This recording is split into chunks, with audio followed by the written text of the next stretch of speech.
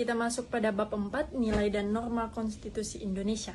Masuk pada pendahuluan, negara memerlukan aturan dasar sebagai pedoman dalam menjalankan pemerintahan. Konstitusi berfungsi mengatur kehidupan dan bernegara serta membatasi kekuasaan pemerintah. Di Indonesia, konstitusi yang berlaku adalah UUD NRI tahun 1945. Nilai dan norma konstitusi menjadi dasar dalam mewujudkan kehidupan berbangsa yang tertib, adil, dan demokratis. Kita masuk pada negara dan unsur-unsur negara. Pengertian negara. Negara adalah organisasi tertinggi dalam suatu wilayah yang memiliki kekuasaan untuk mengatur masyarakat demi mencapai tujuan bersama. Unsur-unsur negara, rakyat, wilayah, pemerintah yang berdaulat, dan pengakuan dari negara lain. Kita masuk pada pengakuan dari negara lain. Pengakuan de facto berdasarkan kenyataan bahwa suatu negara telah memenuhi syarat sebagai negara, bersifat sementara, umumnya berdampak pada hubungan perdagangan. Kemudian pengakuan de jure, pengakuan resmi berdasarkan hukum internasional, bersifat tetap dan penuh. Kemudian kita masuk pada teori terbentuknya negara. Yang pertama, teori teokrasi, negara berbentuk karena kehendak Tuhan. Kedua, perjanjian masyarakat, negara terbentuk berdasarkan kesepakatan masyarakat. Ketiga, teori kekuatan, negara terbentuk karena dominasi pihak yang kuat.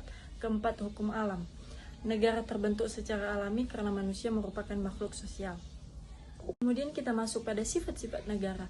Sifat memaksa, negara berhak memaksa warga negara menaati hukum. Kemudian sifat monopoli, negara memiliki hak menentukan tujuan bersama masyarakat. Sifat mencangkup semua, peraturan berlaku bagi seluruh warga negara tanpa pengecualian. Kemudian kita masuk pada fungsi negara. Menurut Budiarjo, fungsi negara meliputi melaksanakan ketertiban, mengusahakan kesejahteraan rakyat, menyelenggarakan pertahanan negara, menegakkan keadilan. Kita masuk pada pengertian konstitusi. Konstitusi adalah keseluruhan sistem ketatanegaraan yang merupakan aturan dasar dalam penyelenggaraan negara. Kedudukan konstitusi, hukum dasar tertinggi, pedoman penyelenggaraan negara, dasar pembentukan peraturan perundang-undangan. Kemudian kita masuk sejarah perumusan UUD NRI tahun 1945. Sidang BPUPKI 10-17 Juli 1945 membahas rancangan UUD, membentuk panitia perancang UUD yang diketuai IR Soekarno. Sidang PPKI 18 Agustus 1945 mengesahkan UUD 1945, menetapkan presiden dan wakil presiden pertama di Indonesia. Kita masuk pada fungsi konstitusi. Konstitusi berfungsi untuk: 1. Menjadi hukum dasar tertinggi. 2. Membatasi kekuasaan pemerintah. 3. Hak asasi manusia. 4. Menjadi pedoman penyelenggaraan negara. 5. Mengatur hubungan negara dan warga negara. Kemudian kita masuk pada amandemen UUD NRI tahun 1945. UUD NRI tahun 1945 mengalami 4 kali perubahan. 1. Amandemen 1 1999.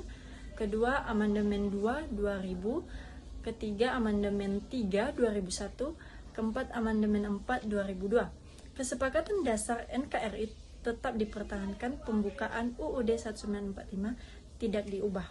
Kemudian tujuan amandemen UUD NRI tahun 1945: menyempurnakan sistem ketatanegaraan, memperkuat kedaulatan rakyat, meningkatkan perlindungan HAM, memperjelas pembagian kekuasaan, mewujudkan pemerintahan yang demokratis. Kemudian kesadaran hukum dan perilaku konstitusional.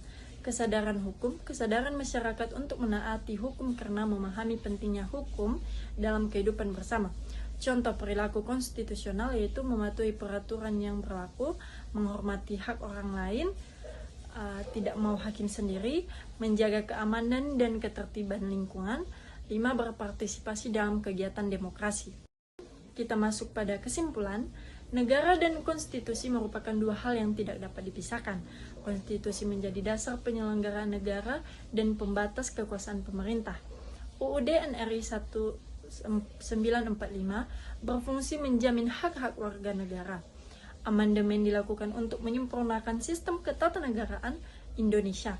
Kesadaran hukum dan perilaku konstitusional harus diterapkan dalam